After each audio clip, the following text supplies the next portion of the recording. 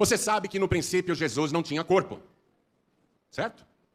Se você é leitor do Evangelho, já deve ter lido no Evangelho de João, capítulo 1, versículo 1, que diz: no princípio era o Verbo, e o Verbo estava com Deus, e o Verbo era Deus. Ele estava no princípio com Deus. Todas as coisas foram feitas por ele, e sem ele nada do que foi feito se fez. Não é isso que está escrito lá? Então, ele era o Verbo. O que quer dizer o Verbo? A palavra. A palavra. E se você olhar no princípio, Pai, Filho e Espírito Santo, nenhum deles tem corpo material. O Pai não tem corpo material, o Verbo, que é a palavra, também é imaterial, e o Espírito Santo também é imaterial. Nenhum dos três, no céu e no princípio, tinha corpo, nenhum dos três. Aí, chegou o tempo em que o Verbo tinha que vir a este mundo, a palavra tinha que vir a este mundo.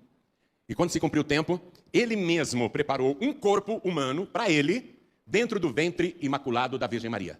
E se você já leu Evangelho de João, capítulo 1, versículo 14, está escrito: e o Verbo se fez carne.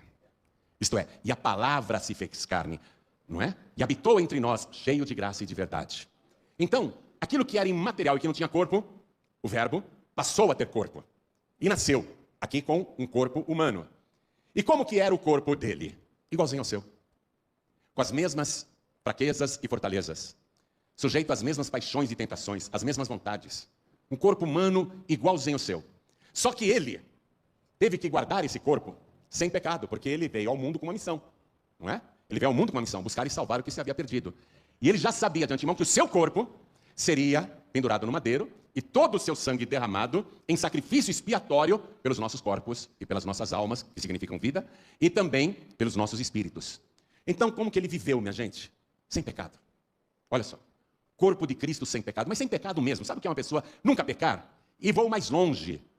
Como em uma de suas pregações, no Sermão da Montanha, por exemplo, ele disse: se você olhar para uma mulher para cobiçar, no seu coração você já adulterou com ela. Quer dizer que Jesus Cristo, não tendo nenhum pecado, nem com os olhos pecou. Nem com os olhos pecou. Nem na mente, nem em pensamento, nem no seu interior, nada. Nunca houve pecado nele. E ele viveu sem pecado, um corpo sem pecado. Se nós somos o corpo de Cristo aqui na terra, a gente precisa começar a entender essas coisas. Você não pode querer ser corpo de Cristo em pecado, ou com pecado. Você tem que se guardar do pecado.